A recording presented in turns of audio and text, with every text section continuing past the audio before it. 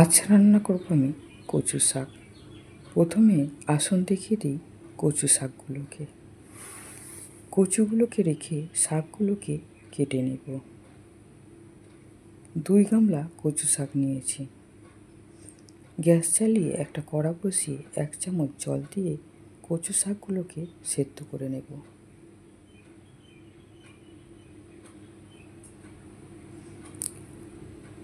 একবারে হবে না, 2-3 খেপে আমি কচু শাকগুলোকে সেদ্ধ করে নেব। কচু শাক চাপিয়ে দিয়ে 1 চামচ নুন দিয়ে বেশ কিছুক্ষণ ঢেকে দিলাম। কচু শাকগুলোর জল বেরিয়ে একদম কমে যাবে।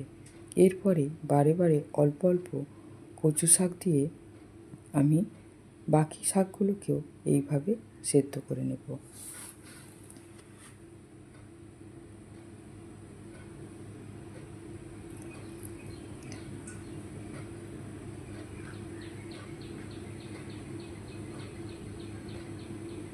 সমস্ত কচু শাক সেদ্ধ হয়ে গেছে।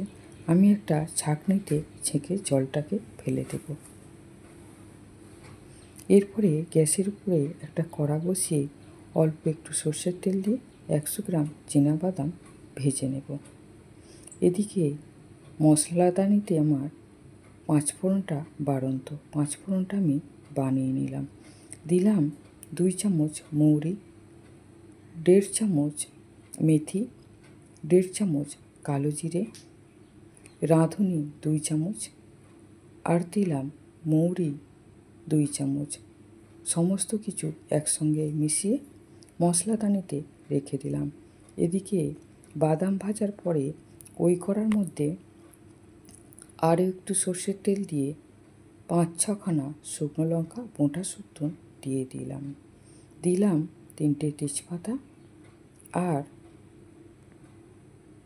5 ফোড়ন 1 চামচ দিয়ে নেড়ে নিয়ে দিলাম 8-10 কোয়া রসুন সরু সরু করে লম্বা লম্বা করে কেটে রেখেছি, সেই রসুন কুচানো দিয়ে দিলাম।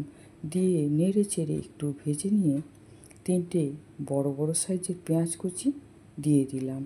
আর 5-6 খানা কাঁচা লঙ্কা চিড়ে নিয়ে দিয়ে দিলাম।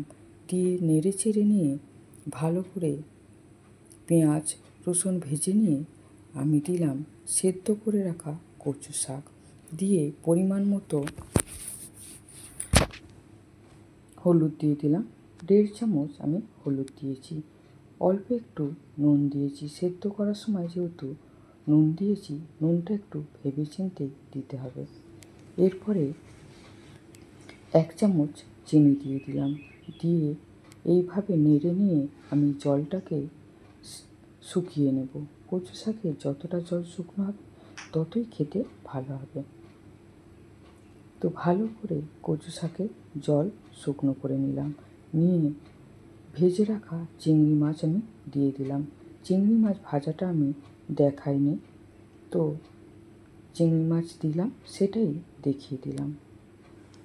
এরপরে নামানোর আগে চীনাবাদাম ভেজে রেখেছিলাম, সেই চীনাবাদাম দিয়ে দিলাম।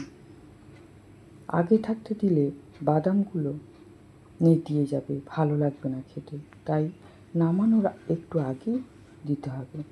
তাই চীনাবাদাম দিয়ে দিলাম। এরপরে দিলাম 1 চামচ ঘি দিয়ে আমি কচুর শাক নামিয়ে নিলাম। আমার কচু শাক রান্না যদি আপনাদের ভালো লাগে, আমার চ্যানেলে একটা সাবস্ক্রাইব করে দেবেন, লাইক করবেন, কমেন্ট করে জানাবেন, আমার তাহলে বেশ ভালো লাগবে। এরপরে একটু